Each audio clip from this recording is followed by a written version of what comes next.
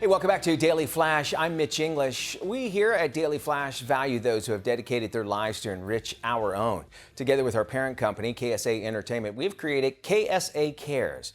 It recognizes and support ways to help veterans and communities all across America, which is why we're excited to introduce our next guest, who is lifting the spirits of World War II veterans and their families all across the country. Back in 2019, Jeffrey Rease, a professional photographer, he's based in Birmingham, Alabama, began taking portraits of World War II veterans. He's sharing these images and their stories on his website, and it's called portraitsofonor.us. We welcome him now to our show, and it's so glad to see you doing something for people that did so much for us. I'd like to know, Jeff, how did the portrait project actually begin? Well, it began, as you said, in 2019. And as a photographer, I was pretty much just looking for something new to add to my portfolio a little bit and to do something different. And at the same time, I was following another photographer online who lives in England. And he was doing a project photographing British World War II veterans. And I was really impressed. And I thought, well, maybe I can do that here Okay. if I can find somebody. I didn't know any World War II veterans close to me, so that was the first hurdle to get over. So it was very enriching for you to learn their experiences. And I imagine, since you said you travel all over the country now to photograph these veterans, and you listen to their stories, how is it received? How are people taking it? What do they say after they see their portrait? Oh, they love it. I think most of this generation is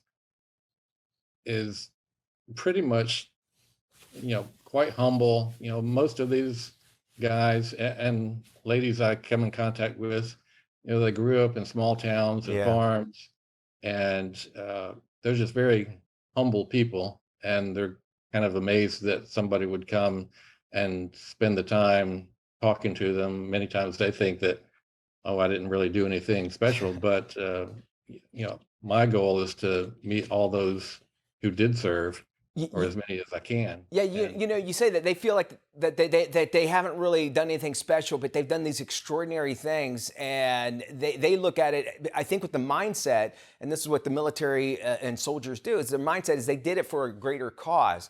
Are you trying to capture some of that while you take their picture? What is something that you want to pull out when you're taking and you have them sitting down and doing these portraits? I try to get as much of their own character in the photo as I can. Um, and it's not hard. I usually tell them when I'm photographing them, just kind of think back, remember some of the guys that you served with, Yeah. and have that in the back of your mind. And quite often it comes through in the portrait. I love seeing that. Love hearing that too. Just think about those, because that's what it was all about, I would imagine. This is also, I'm sure, great for families, because now their loved ones, their legacy is actually going to be preserved in a very unique way. Tell me some of the feedback that you're getting, maybe not from those that get their picture taken, but from the families that get to see and have the portraits for the remainder of their lives.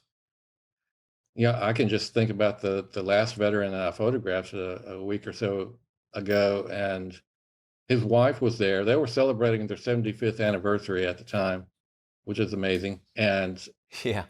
also, his daughter was there, and uh, she was saying so much. She kind of got emotional, thinking, "I'll have this for the rest of our lives, and she'll treasure it." And I get that from families all the time.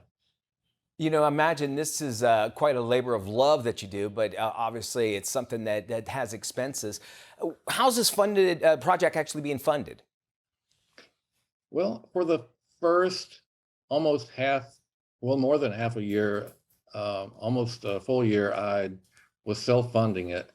Oh, wow. And I, so for that reason, I was staying pretty close to home, within 2 or 3 hour drive.